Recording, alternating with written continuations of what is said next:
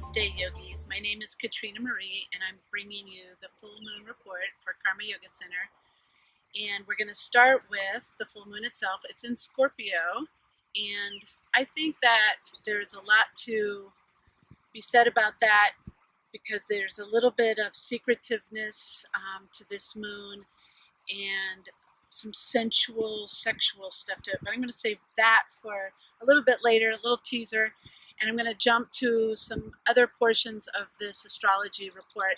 On the opposite side of the wheel, we have the sun in Taurus. So there's an axis between Scorpio and Taurus.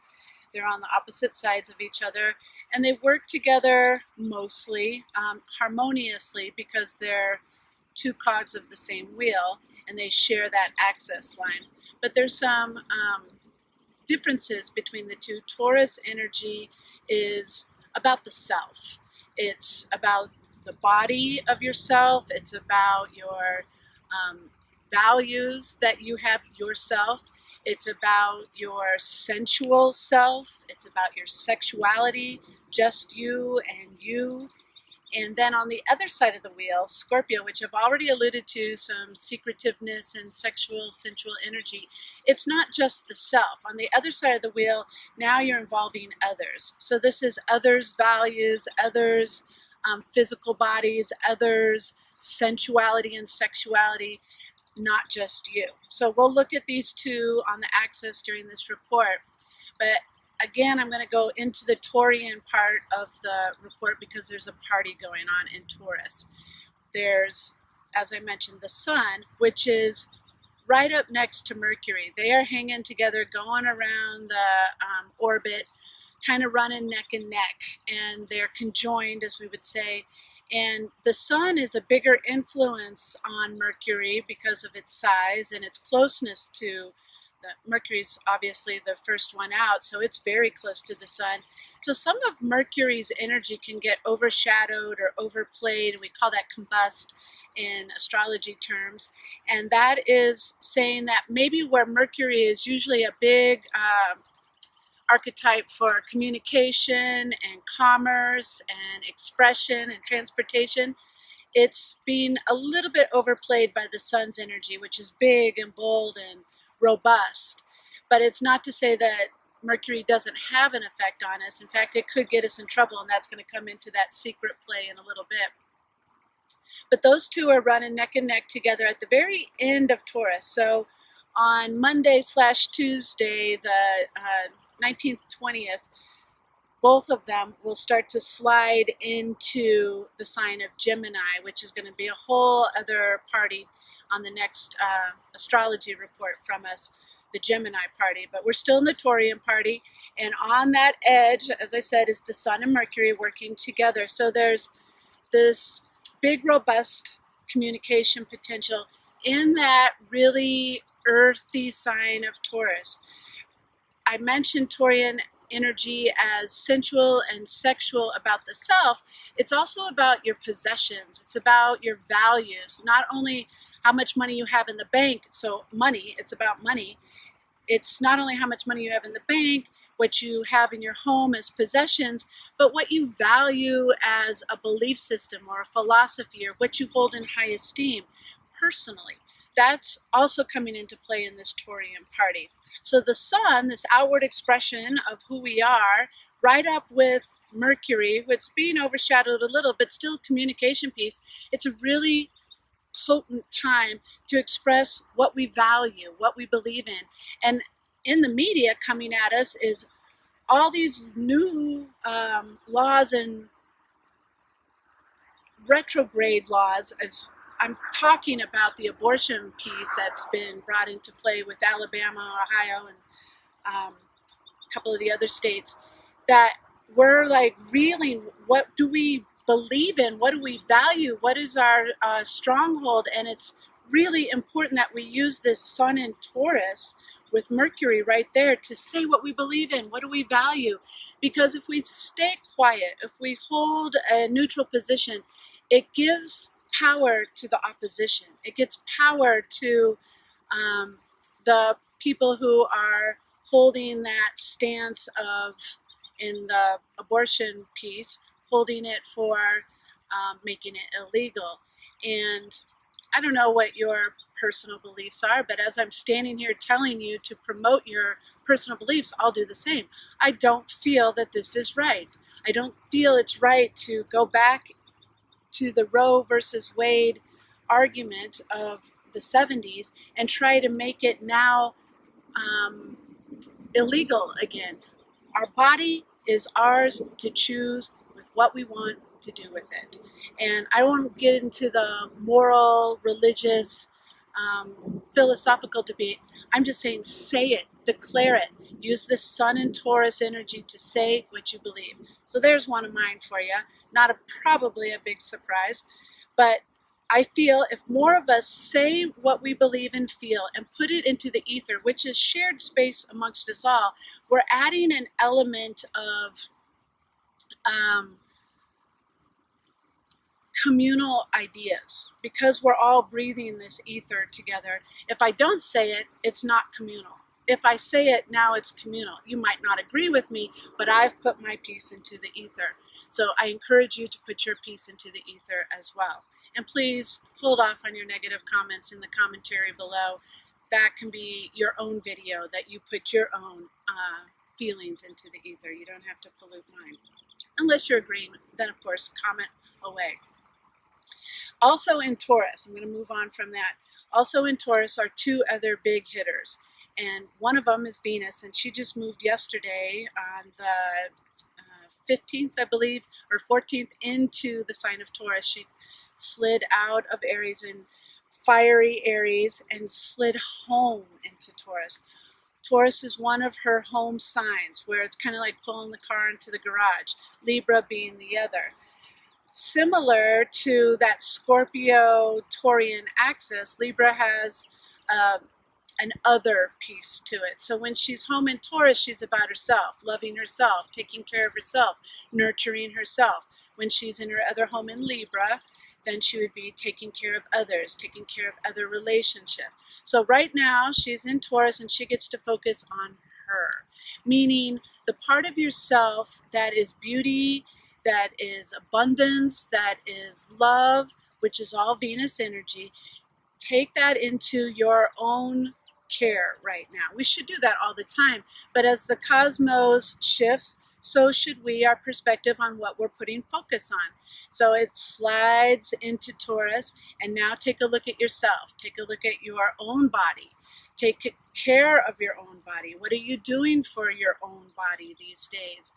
From anything from exercise and diet to your sensual and sexual pleasures. Are you taking care and nurturing and nourishing that aspect of your being? And also, this is your values. What do you hold as values? As I'm talking about the abortion piece, where do you stand on that? Do you have an opinion? And if you do, affirm it. Take a stand for it. One of my big things right now is, how do you be yogic and take on these battles, holding that compassion and peace and integrity and loving kindness that we yogis promote and stand for, but at the same time, there's an opposition coming at our fundamentals, and we want to take a stand on it. Well, I recently came across a quote that said, when we put energy, you know the old saying, where your mind goes, the energy flows. So when we put energy to fight against what we hate, we're putting energy to fight and hate. And whatever it is that we're hating or whatever it is that we're fighting gets amplified. The energy gets bigger around it. Maybe in the long run, that fight, that battle that we take on helps to suppress the energy, but there's another approach. When we fight against what we hate, that's one thing. But the other approach could be to stand for what we love and put a lot of energy for what we love. So I'm for making that choice of abortion about me. If I want this, that's what I choose. How can I support that standing for what I love? I love freedom. I love my own free will to choose what I want to do. So instead of bad-mouthing, diminishing, rejecting, fighting the old paradigm, the old regime. I can stand for what I believe in: freedom, choice, taking care of my body, taking care of the earth. Stand for what I love instead of fight against what I hate. So that would be a very big mantra for Venus in Taurus. Moving into, she's out of Aries. There she was maybe fighting against what she hated. As she slides into home Taurus base, she can stand for what she loves. Right next to Venus in Taurus, so again we have this party, is one more planet, and that's Uranus. And I refer to him as Uncle Uranus, and they are together, Venus and Uranus. And there's a potential for all kinds of revolutionary shift, because Uranus represents that part of herself that's aware, awake, that has a consciousness, the unconscious part of ourself that is beyond what I'm saying or seeing right now. I have this intuitive piece that runs behind the screens, that's informing or invoking certain ideas or thought patterns within me. And it's right up next to love, my Venus energy. They're saddled together in my own home body.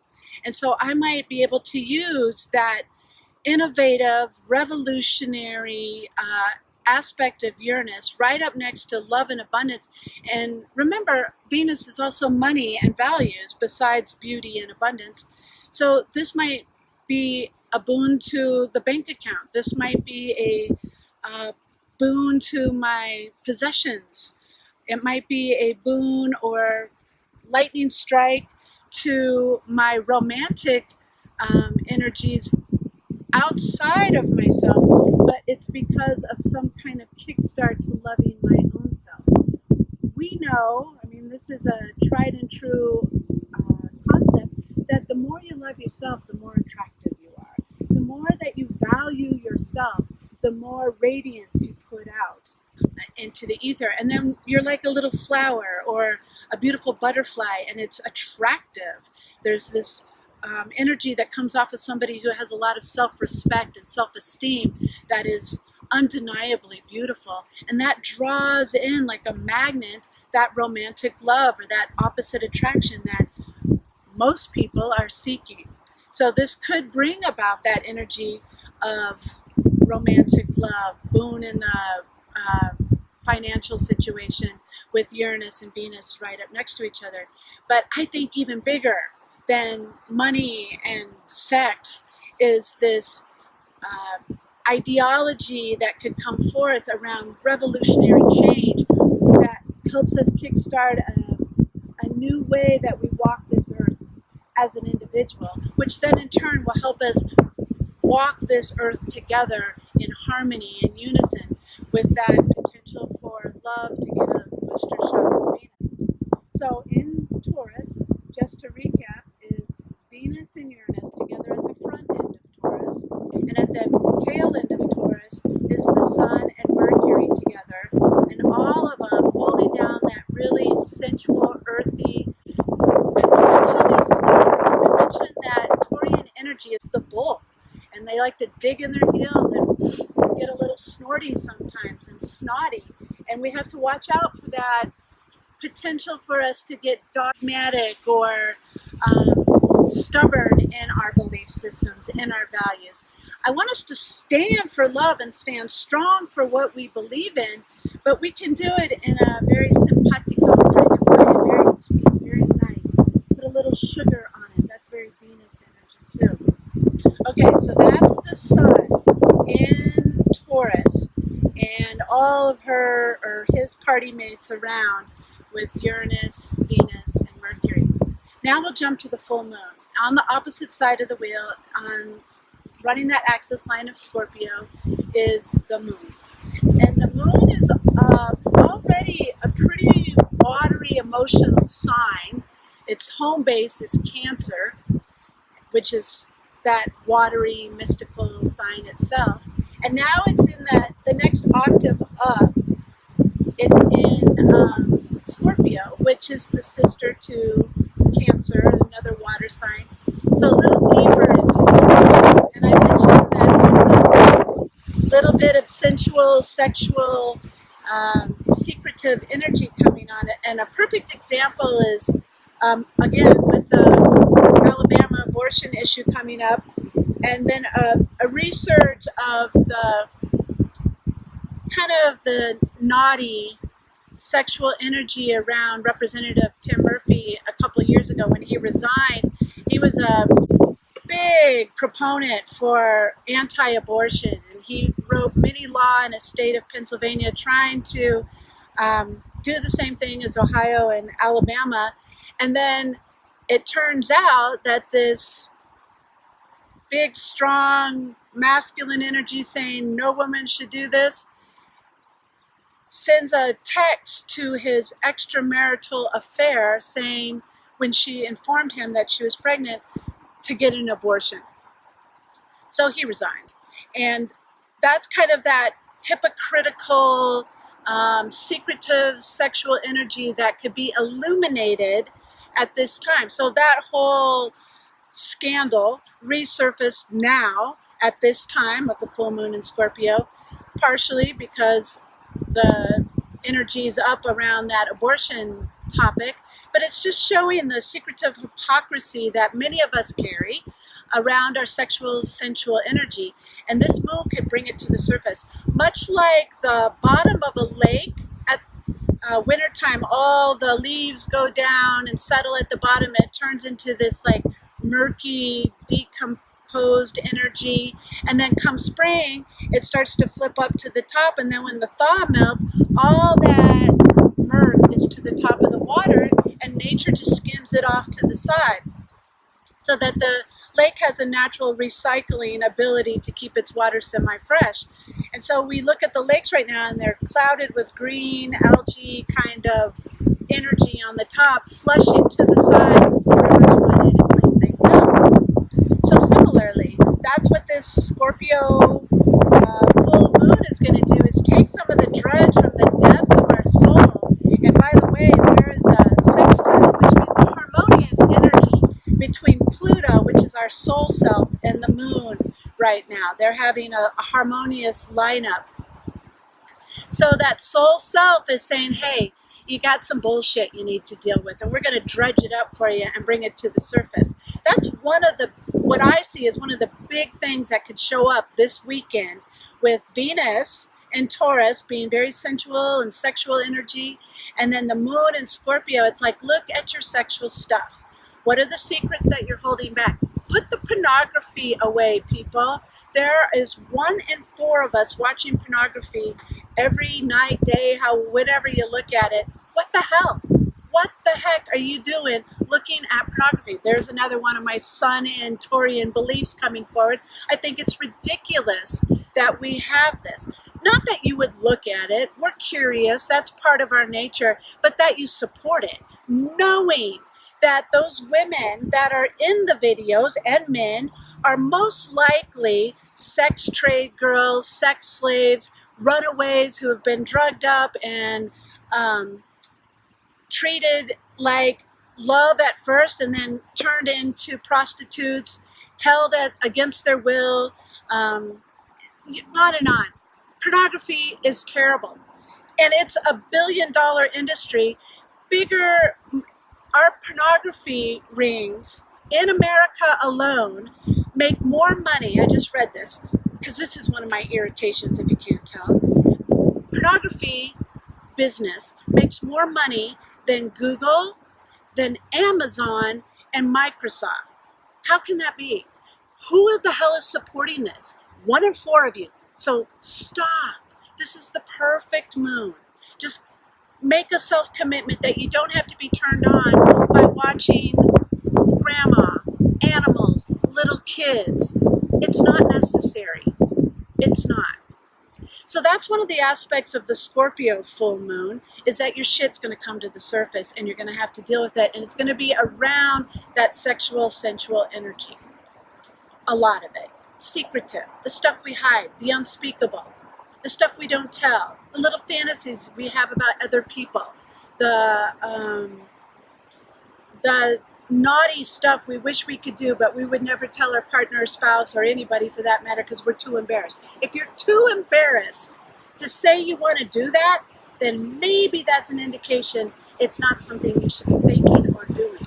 If it's something you can speak about, something you can share, then go for it. It's probably not that naughty, and it's probably acceptable. I hope you guys can hear me with the wind picking up. I think the spirit is helping flush out the system here. On the upshot of Scorpio, things that can happen is we can, remember I said Scorpio is the other, relationships with other, values with other. This is a great time for us to illuminate what we value and share it with others. So as I'm doing again, I'm telling you what I think about abortion, what I think about pornography. You can have a healthy conversation with others about this sort of stuff. Start letting that shizzle come to the surface and get shared and talked about, and perhaps some let the wind blow through it all.